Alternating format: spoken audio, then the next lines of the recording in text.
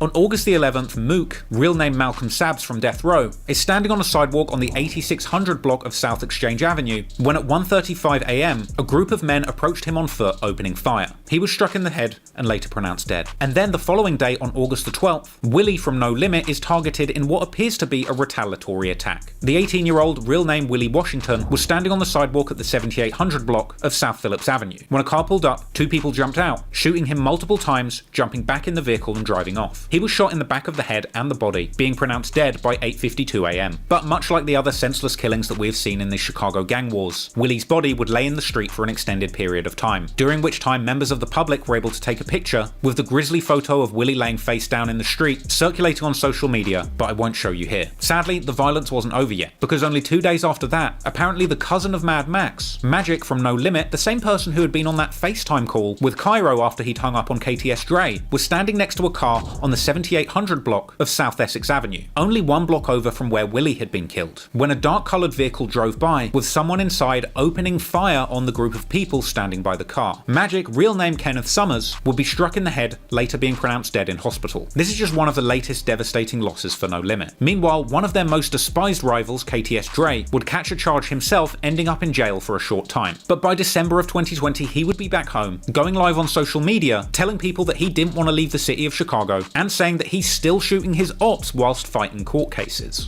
Man, I ain't gonna be nowhere but in Iraq, nigga. I'm over east, nigga, Mo Block soldier, nigga. We ain't shooting from no car, we just trying to get closer, nigga. Talking about, am I in Iraq, nigga? Nigga, I just had court, nigga, in Cook County today, nigga. Fuck you talking about. Bro, you need to leave the city, unless they gonna get you. Dre then tells his ops to come and kill him because he's tired of them threatening him. Sooner or later. Sooner then, nigga. Sooner than later, y'all. I'm tired of this shit. Come take me out this shit, cause I can't take it no more. Y'all be pissing me off with that shit. Y'all been threatening me for 20 years, bro. It's y'all bitch ass on. He also denied even knowing who Cairo was when somebody brought up the McDonald's video. Explain the video of you punching Cairo. Who the fuck is Cairo, bro? Who the fuck is that? Cairo, where you from? KTS Dre clearly had No Limit on his mind during this period. That month he also released the song NLMBK Part 2 alongside KTS Rio, which had lyrics seemingly aimed at G Herbo, saying that he's still on the block, unlike these rappers who only act gangster. And from here, he would continue talking openly on social media about his enemies, on February 5th, 2021, going live to speak on Lil Wet from No Limit and the alleged killing of 4 men after his father's death, with KTS Dre suggesting that all of the men killed were innocent and had nothing to do with killing his father Big Wet. Over there, only smoking, fuck No Limit, nigga, fuck the whole No Limit, nigga, go cry, nigga.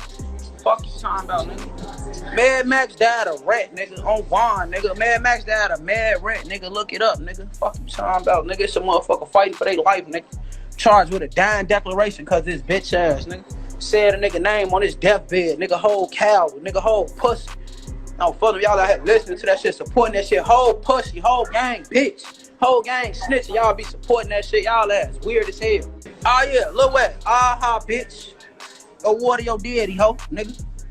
Fuck you talking about, you bitch ass nigga. You came home, boy, all them innocent ass, all that shit, all innocent people, boy. That's another thing, y'all ass be weird as hell. Them all innocent motherfuckers, man. Y'all be acting like a motherfucker that did some shit. Shut up. And the motherfucker ain't cried about none of them people. But probably they mamas, nigga. Later that month, on February the 28th, 2021, KTS Dre goes live with Cairo once again, with Cairo accusing Dre of sneak dissing him on another page. What up, lil' G? What's up, little girl? I see that they just sent me that page, but you and dude sneak dissing on me. Who sneak this?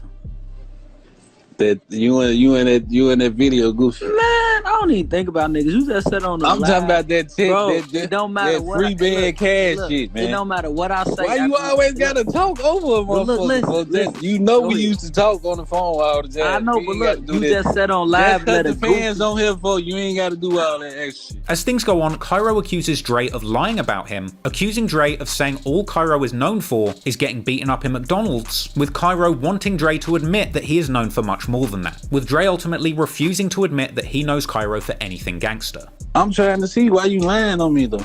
Alright, tell me a lie. They just said, you just said that that's the only shit I'm known for. I want you to stamp it on one of your homies I ain't trying to be disrespectful, none of that shit. Listen, I'm gonna put this on my homies on Cutthroat Gang, on the whole gang, every last one of them. I don't know none gangster shit, no gangster shit about you.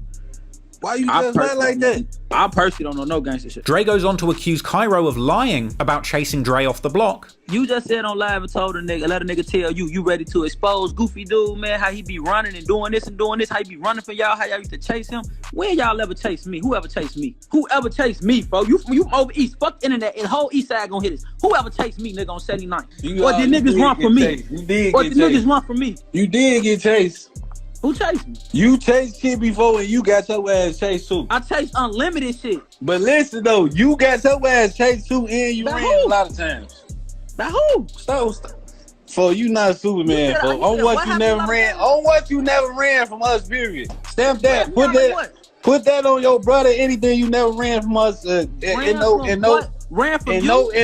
no situations you never ran from nobody from No Limit, folks. Once Cairo tells Dre to swear on his brother's life that he never ran from No Limit, suddenly Dre gets agitated and begins to bring up Cairo's deceased friends. Who you run? I said put it on your brother that you never ran from No Limit. No Limit. Stop saying my brother. Stop saying my brother. You don't get to say you ain't. I'm just saying. Well, I'm not. But look, this what I'm saying. This what I'm saying. Why you still ain't stamping yet? Why you still ain't? You put it on Rock. I ever ran from you. Put it on anybody that you never ran from us. Put it on one of your homies I ever ran from you. You ain't have to run from me. Okay, put it on your homies I ever ran from the other nigga who got on live and said I be running from y'all all the time. Why you going around this shit? Why you going around this shit? Let's keep it real. I'm known for running. That's what I'm known for. I'm just saying, why you saying you never ran from none of us, period? Hey, look, I don't know who I ran from. You know, there's been times I'd have been on 79 for a little weird shit that happened. I probably did have to run, but not from an individual, not from you. They would continue to go back and forth, with Dre insisting he had made No Limit run away from him unlimited times. You ran a lot of times. From who? I just said, have I ever ran from you? Have you ran from me before? Hell no. On what? I never ran from you. Put that shit on. I only seen you one time. Never ran from me. I only seen you one time in person. And that was that day, and I ain't even run that day. Hey, you hear me? You lucky we on live. You ain't never ran from me. Listen. Hey, y'all ain't all ran from me at once. Hey, look. You ain't never ran from me a lot of times in your life. Like, y'all ain't never had to run a lot of times because of me. Like, all the time. Like, unlimited times. Like, come on, listen. I'm finna ask you this question. I ain't make niggas run. No, listen. Everybody run. So, like, who hold on. Look. The conversation ends with Cairo asking Dre one more time if Dre can admit that he has heard Cairo did something gangster to KTS. So you never heard my name and no gangster shit with your homies, any of your homies. I want you to put it on any nigga. I ain't gonna lie to you. Listen to me. No, folks. If you did anything, you got away with it, folks. We do not be thinking that, but we think you on what? Look, listen. We think you. I'm finna get out. I'm finna get out. You just lied. You just stunning. Apparently, this call had taken place whilst KTS Dre was still on house arrest for another charge where he'd apparently wrestled a cop for a gun after a traffic stop, with him apparently violating the conditions of his bond and being sent back to the Cook County Jail in June. But within a month, Dre would be eligible for bail, and his girlfriend would post his bond on July the 10th, 2021. Dre would have to put up $5,000 and wear an ankle monitor as part of bail conditions. But unfortunately for Dre, he would never even make it home to serve his house arrest, because as he was leaving Cook County Jail after bailing out, a car pulled up around 8:50 p.m. with two men said to have fired dozens of shots. A total of 64 shots would strike KTS Dre, real name Londre Sylvester, with him later being pronounced dead. After the murder, police were seen putting dozens of evidence markers around the scene, with the news of this brutal shooting once again making its way onto the TV news. A man is dead after a shooting right in front of the Cook County Jail. Chicago police say a 31-year-old man and a 60-year-old woman were walking when two people got out of a car and fired shots, striking them both. The man suffered gunshot wounds to the face and chest and was pronounced dead at Mount Sinai. Footage from the scene shows several evidence markers placed on the street and near the sidewalk. A man named Londre Sylvester was leaving the jail. He went by the rap name KTS Dre. He'd just been bailed out, and police say he was ambushed by two men who got out of a vehicle near the jail. Sylvester was shot as many as 64 times times and pronounced dead at Mount Sinai. In the aftermath of Dre's death, his sister would claim that somebody must have given his location away, and his mother claimed that it was too dangerous to even hold a funeral for him. Naturally, they would fear rivals coming through and shooting the memorial up, ironically something that KTS members had allegedly done to their rivals from No Limit many years before. With that in mind then, it's no surprise that following KTS Dre's death, No Limit members would mock him relentlessly. Cairo would initially pretend to mourn KTS Dre's death, clowning on Instagram and pretending as if he was genuinely upset about the loss, playing emotional music over pictures of him smoking as if he was sad, with Cairo even going as far as to post DMs referring to the McDonald's incident, replying to people telling Dre to come and beat him up again. In fact, after KTS Dre's death, Cairo would frequently make light of the McDonald's incident in social media posts like this one from 2022, where he claimed to have made it out of McDonald's safe. Though to be fair, Cairo would come out soon after making all of these mocking posts to clear the air and say he's just being goofy and cracking jokes because Dre hurt his feelings all those years ago. Meanwhile, Lil Wet would post a facepalm emoji on IG, others would mock Dre for being shot 64 times, posting up that they're going to go and play Nintendo 64, whilst others would make posts suggesting that messing with No Limit was a bad decision. Many said that they were smoking on Dre, some posted pictures in tribute to Mad Max, EVK Juby celebrated with a big drink, NLMB Jock mocked him, meanwhile many on the KTS side of the war would mourn their loss. Lil Art paid tribute, saying that his killers are going to avenge Dre and that he will see him soon. Ultimately, the death of KTS Dre represented the final chapter in a nearly 10-year-long feud that started the day that KTS Dre and Von confronted Cairo and the other No Limit members in McDonald's. With all of this in mind, many of the No Limit members' online behaviour following the death of KTS Dre